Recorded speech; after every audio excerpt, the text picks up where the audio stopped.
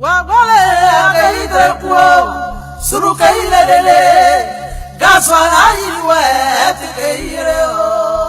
avoir foi en ce qu'on fait. Moi, j'ai une foi en l'Afrique. C'est tout. Et je fais ce qui me semble bon pour l'Afrique. C'est ça que je fais. Le reste, c'est pas important. J'ai dit souvent à mes collaborateurs que celui qui veut être riche, il ne faut pas qu'il vienne faire la politique. Si quelqu'un fait la politique et qu'il devient riche, c'est qu'il est voleur. La politique n'est pas là pour enrichir les gens. En politique, on te donne les moyens pour que tu vives correctement, mais il y a un travail à faire. Si celui qui veut être riche, il fait des affaires. Il ne devient pas professeur, il ne devient pas journaliste, il ne devient pas caméraman, il ne devient pas homme politique. C'est pas des métiers où on devient riche, ça. C'est pas des métiers où on devient riche. Ça, c'est la première leçon que je voulais tirer. La deuxième leçon, c'est que tu peux partir de zéro et tu peux arriver au sommet. Pourvu que tu saches dès le départ où tu veux aller. Et que tu prennes les moyens pour arriver où tu veux arriver. Je me rappelle toujours d'une discussion que j'avais avec mes amis au lycée classique. On était un certain nombre qui voulions devenir président. Chacun dit va devenir président. Et il y en a un qui m'a dit, moi je vais d'abord faire les affaires, parce que sans argent on ne peut pas faire la politique, on ne peut pas devenir président.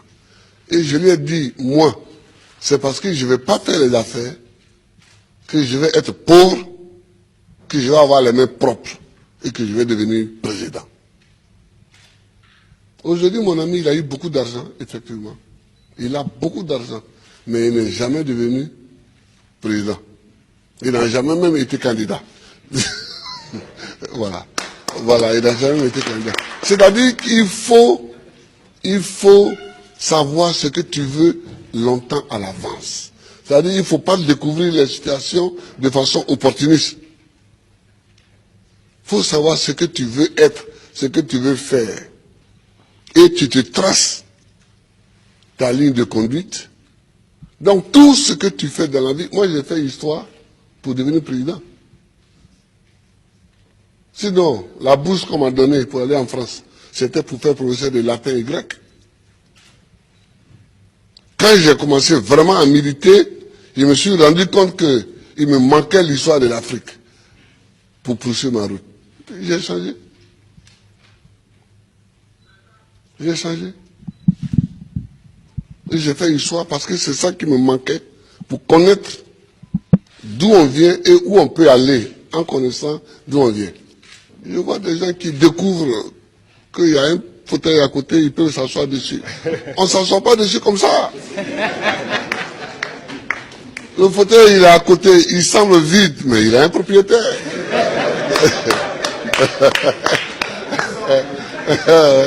Il a un propriétaire. C'est quand tu veux t'asseoir dessus que tu te rends compte qu'il a un propriétaire. Et le propriétaire, il faut savoir que le propriétaire du fauteuil présidentiel, c'est le peuple. Il faut toujours savoir ça, que c'est le peuple. Tu as beau être ce que tu es, si tu ne sais pas que c'est le peuple, et que tu ne te conduis pas en conséquence, tu ne peux pas t'asseoir dessus. C'est tout ça que moi j'ai envie que les Africains sachent. Et puis, il faut aimer son pays, il faut aimer l'Afrique.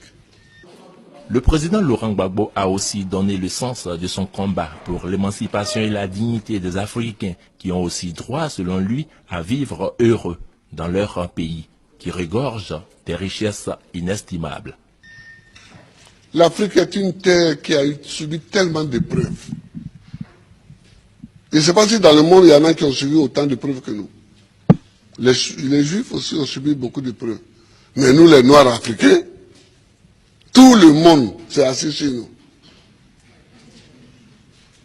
Esclaves. Esclaves de maison. Esclaves de la traite négrière. Colonisés. Torturés culturellement. Parlant les langues des autres. Tout ça. décoloniser. Mais nous, on a des grands combats à mener. Et les grands combats que nous avons à mener, ce n'est pas pour se venger des gens, c'est pour au moins être homme aussi, comme les autres. C'est ça qu'on appelle la dignité. Que quand tu passes, il faut qu'on sache au moins que c'est un homme qui passe. C'est tout. C'est tout ce que nous voulons. C'est tout ce que nous recherchons. On ne cherche pas à dominer ceux qui nous ont dominés hier, à nous venger d'eux, à faire ceci. Non, non, non. On veut qu'on reconnaisse que nous sommes des hommes au même titre que les autres. Mais ça, si nous-mêmes, on ne prend pas les moyens, qu'on est toujours chez eux en train de mendier, et que les gens, même, tu vas mettre l'argent chez eux en achetant les bâtiments, et puis eux-mêmes, ils te dénoncent. Que voilà un voleur. Comment? Je vous amène l'argent, vous me dénoncez. Mais je vous amènerai rien. Ah oui, moi quand je vois des chefs d'État africains qui sont dénoncés en Europe parce qu'ils ont investi en Europe, ça me fait pitié pour l'Afrique. Ça me fait pitié pour l'Afrique. Ça me fait pitié pour l'Afrique. Hein? Non, oh, il ne faut pas faire pitié. Il ne faut pas faire pitié. Quand tu passes, il faut qu'on dise que voilà un homme qui passe. C'est tout ce que nous cherchons aujourd'hui, c'est notre combat. Ça. Moi qui suis ici, je ne passe pas les vacances en Europe.